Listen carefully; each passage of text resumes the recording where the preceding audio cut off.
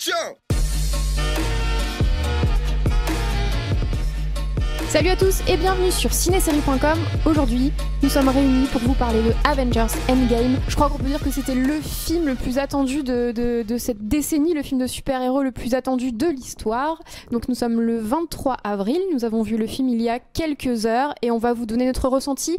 Alors, important, on va rien spoiler de l'histoire parce que ça serait dommage et ça serait pas très respectueux. Donc voilà, on va un petit peu vous donner notre ressenti à chaud. Donc je suis en compagnie de Aubin. Salut. Et de Plume. Salut. Et alors les garçons, est-ce que Endgame a répondu à vos attentes ? Oui. Oui. À peu près, pas totalement. Alors en fait, il faut savoir que vous êtes tous les deux de grands fans du MCU. Vous avez lu les comics. De Marvel en tout cas, ouais. De Marvel.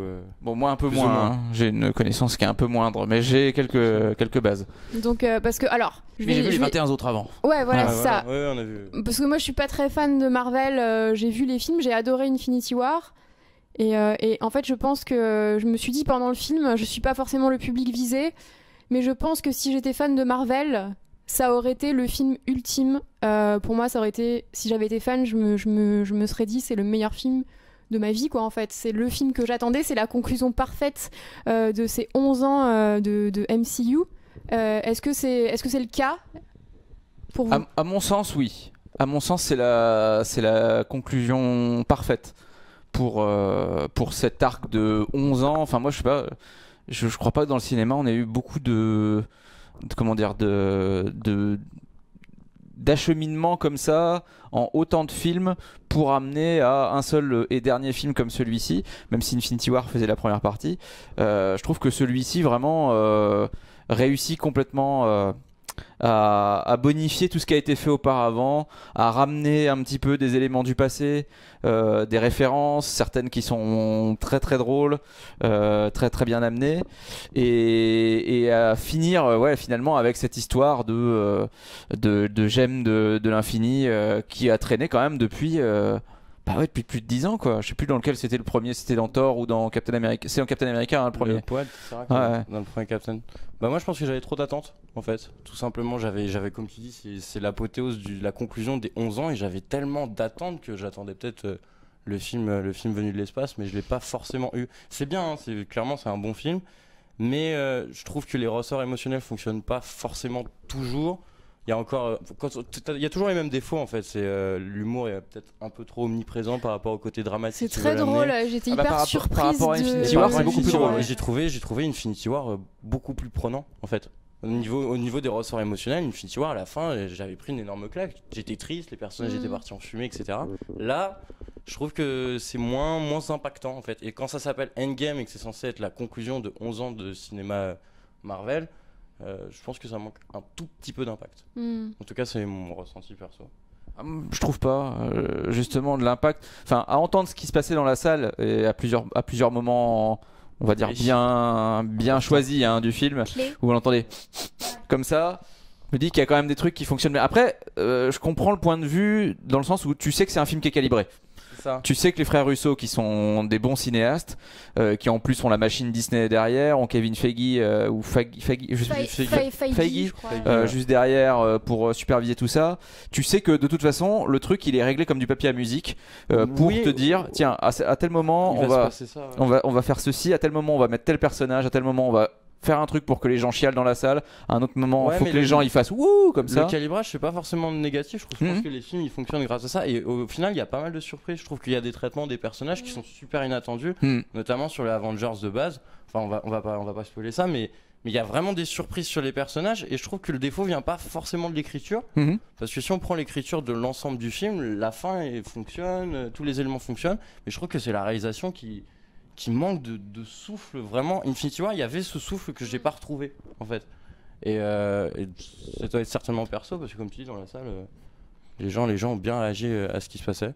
Ouais, sachant qu'en plus nous on était dans une projection donc journaliste, enfin c'était presse, donc c'était vraiment des journalistes et même dans cette séance-là, les gens réagissaient vachement. Donc évidemment il y a des fans dans la salle, enfin on est tous plus ou moins fans de ce qu'on va voir de toute façon, mais déjà ça réagissait beaucoup et je me suis dit genre les projections de minuit 01 de ce soir, enfin de demain, je pense que ça va être la folie. je me dis, enfin les fans, moi je pense qu'ils vont être comme des dingues. Et quand il y a une scène, je me suis dit putain mais ils sont hyper intelligents en fait. Je l'ai pas vu venir et je me suis dit c'est exactement ça qu'il fallait faire pour faire la conclusion de ces 11 ans. Pour moi elle est parfaite cette conclusion en fait. Même si comme toi j'ai préféré Infinity War je pense.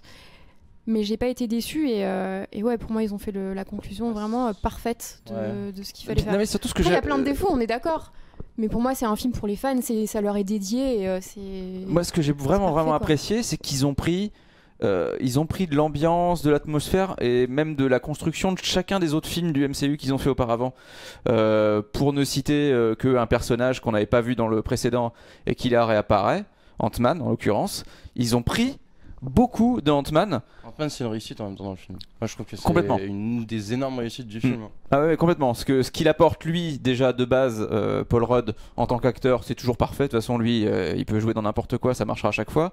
Et puis la façon dont Ant-Man est finalement amené à être mis au premier plan et la façon dont ils vont devoir partir justement sur un plan avec lui, ça rappelle beaucoup les deux Ant-Man qui sont des films de braquage, et plus que des films de super-héros. Et c'est un peu sur ça aussi qu'ils sont partis à un moment avec ça.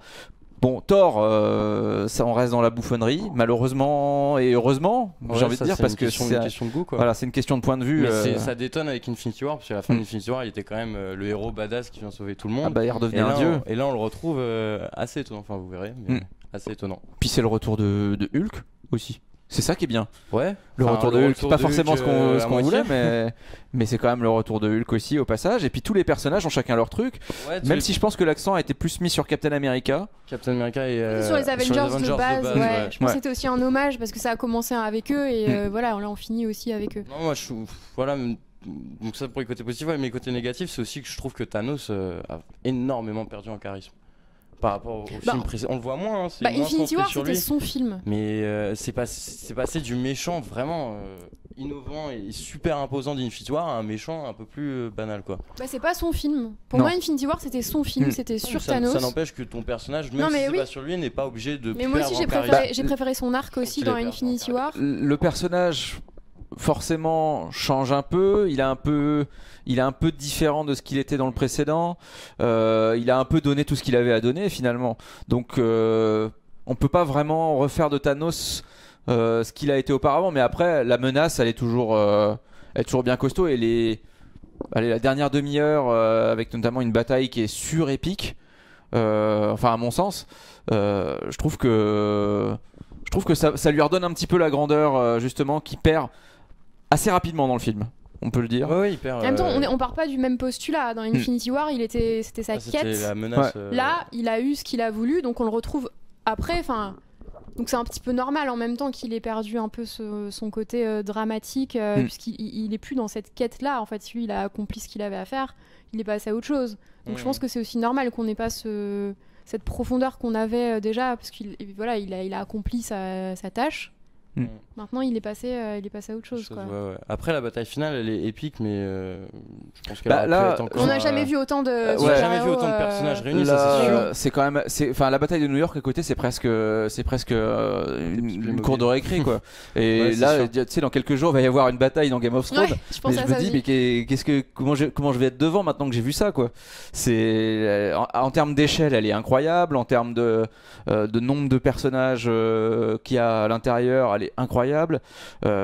Tous les enchaînements, à un moment, il y a une espèce de long passage de relais entre différents persos qui est il dure pas assez longtemps justement. Je trouve que là c'est le moment où il y avait cette chose qui décollait et d'un coup ça s'arrête. Ouais, j'étais en apnée quand même. Moi, à ce moment-là, j'ai un peu ce que je ressens ça tout le long. Là pour le coup, on est complètement dans le fan service, mais pour moi ça fonctionne. Enfin, je trouve qu'il y a beaucoup de choses qui sont amenées, pas forcément. C'est pas forcément développé, ouais. Et c'est ça que je reproche à Endgame, c'est surtout que 3 heures de film et paradoxalement, on s'ennuie pas déjà. Non, c'est ça. N'ayez pas peur des 3 heures, mais c'est que paradoxalement, c'est en 3 heures, il devrait prendre le temps d'étirer les choses et le montage va super vite quoi. On n'a pas forcément le temps de profiter il y a une situation, t'es là, t'es surpris, tu fais wow, super et bam, c'est fini. Et ça passe à autre chose. C'est comme je crois que je l'ai dit juste avant qu'on rentre ici, ça aurait dû être une série. Ouais. Mais bon là va faire revenir tous les acteurs les uns après les autres pour les réunir et étaler ça sur je sais pas combien d'années. Déjà, c'est une prouesse d'en voir autant dans celui-ci. On peut pas trop en dire non plus, mais il y en a un paquet quand même qui apparaissent à l'écran. C'est quand même bien équilibré parce que il y a combien de personnages en tout? Oh là là. Il y en a plus que dans Infinity War. Donc déjà, il y a tous ceux. C'est quand même difficile dans un film de 3 heures d'arriver quand même. On suit pas tous ces personnages, mais ils ont quand même tous leur scène. Ouais, puis puis après Infinity War, c'était aussi le moment d'en mettre d'autres un peu plus en avant, quoi. On disait Ant-Man, mais il y a aussi Hawkeye. Évidemment, qui revient, qui est bien en plus. Vraiment, il est très bien. Moi j'étais surprise parce que j'aime pas forcément ce personnage et là, il m'a. On avait découvert une facette de lui dans Avengers 2 qui le rendait un peu plus attendrissant, mais c'était pas le personnage qui était le plus développé, le plus mis en avant. Il faisait un peu sidekick en retrait parce que oui, ok, il s'est visé, c'est cool. Mais voilà. Mais là, il a un truc en plus qui lui va bien finalement. Non, puis moi, c'est surtout le début du film, par contre, j'ai trouvé incroyable. Juste après, la reprise, ça reprend juste après Infinity War. Et ce début de film, par contre, j'ai trouvé ça vraiment incroyable. Enfin voilà, je vais rien dire non plus parce qu'il se passe quand même quelques petites dingueries dès le début, quoi. Je vais peut-être rajouter un truc, c'est que Captain Marvel, moi, ça fait partie un petit peu des petites déceptions du film. On la voit très très peu. Ouais, on la voit pas beaucoup et j'aurais préféré la voir plus que ça parce qu'on nous a quand même bien fait monter la sauce. Le combat Thanos Captain Marvel avait bien été vendu quand même. Bon, après c'est sûr, elle est cheatée et tout, on est au courant, mais c'est vrai que la voir un poil plus, ça m'aurait pas dérangé. En même temps, encore une fois, il y a tellement de personnages, c'est compliqué de faire la part belle à chacun. Et encore une fois, pour moi, c'est vraiment dédié aux Avengers. Il joue beaucoup sur la nostalgie. Et après, l'aspect conclusion, on réunit tout le monde, on dit au revoir au personnage ou bonjour à de nouveau, etc. Ça, c'est plutôt bien fait, clairement. Mais je trouve que les ressorts émotionnels auraient pu être un peu plus développés pour que la fin soit totalement impactante. Moi, j'ai une petite réserve quand même. J'ai préféré le tout début du film à la toute fin. Ouais. Encore une fois, on est témoin qu'il y avait pas mal de gens qui ont versé leurs petites larmes. Ah bah, j'ai entendu, franchement, il y a au moins 3 passages où je sais que j'ai entendu des gens faire partout dans la salle. Au moins. Moi non, je suis resté digne, me regardez pas, je suis resté super digne. Encore une fois, moi je suis pas assez attachée, je pense, au personnage pour vraiment ressentir de l'émotion. Mais je comprends tout à fait. Ah bah, y a des retrouvailles à un moment. Il y a des retrouvailles, il y a des adieux aussi. Évidemment, on va pas dire qui. Non, mais c'est surtout les retrouvailles, moi je pense, qui sont. Enfin, une retrouvaille. Bref. Il y en a une en particulier où tu dis, ah ouais, quand même. Ah, ça c'est cool. Mais bon, j'en dirai pas plus. Voilà, c'était notre avis à chaud sur ce Avengers Endgame, donc qui sortira dans les salons, on le rappelle, le 24 avril. Il y a des projections dès minuit 01. Je pense qu'elles sont toutes complètes d'ailleurs. Il y a même des marathons aujourd'hui, je crois. Donc preuve encore que le film est extrêmement attendu. Et je pense qu'il va... il va tout au box-office. Ça va être un massacre absolument intersidéral. Savoir ce qui va faire mieux que Infinity War. Je sais pas. Mais la petite question, c'est aussi de savoir ce qui va se passer après. Plus tard, dans la phase. Spider-Man. Pour le moment, il n'y a que Spider-Man, mais. Black Panther 2. C'est les deux dont on est à peu près, sur lesquels on est à peu près au courant. Les Gardiens 3. Et les Gardiens 3, ouais, c'est vrai. Vous savez qu'est-ce qui va se passer du coup? Qu'est-ce qui va se passer dans les Gardiens 3 là? J'avoue, il y a un petit truc sur les Gardiens 3 qui peut être sympa. Le seul qui reste, ils l'ont annoncé dans la fin du 2. Enfin, ils l'ont annoncé. Ils l'ont teasé à la fin du 2, c'est Warlock. Mais même Warlock, là, je vois pas. Enfin. Si, ça peut être bien avec Warlock, mais bon. Voilà, je pense qu'après ce qu'on a vécu avec Endgame. Mais moi, en fait, pour moi, c'est fini. Enfin. Je sais pas, je l'attendais tellement, pour moi c'est la fin quoi. Enfin, justement, c'est pas la fin. Et c'est pour ça que je trouve qu'ils auraient pu appuyer encore un peu plus le clou et enfoncer le clou pour que ce soit vraiment une fin. Mais ils peuvent pas faire ça. Bah non, ils peuvent pas. Il y a encore des films là, faut encore se faire de l'oseille un peu. Et alors nous, on a pas eu de scène post-générique, on peut le dire ou pas? Ouais, ça on peut le dire. Je crois qu'il y en a pas. Mais alors en fait, il y a un son. C'est le son de Iron Man 1. Ah, c'est le son de Iron Man 1. Iron Man qui fait son armure, de Tony Stark qui fait son armure. D'accord, ok. D'où l'hommage. Enfin, c'est un hommage quoi. Ok, donc c'est donc, la boucle est bouclée. Voilà. Ok, bon bah voilà. Peut-être qu'il y a une scène coupée parce que nous en même temps des fois c'est un petit peu spécial les projections. Bon, on les a à chaque fois normalement. Ouais, ça dépend. Mais peut-être que là ils se sont dit que c'était pas la peine. Tout simplement. c'est la fin d'une ère en fait. Et je pense que c'est peut-être pour ça qu'il n'y a pas de scène coupée. En tout cas, si vous avez une scène coupée, dites-le nous parce que j'aurais été curieuse moi de voir ce qui nous réservait après. Voilà, n'hésitez pas à nous mettre en commentaire votre avis dès que vous aurez vu le film. Et puis nous, on vous dit à très bientôt sur cinésérie.com. 1, 2, 3, jump.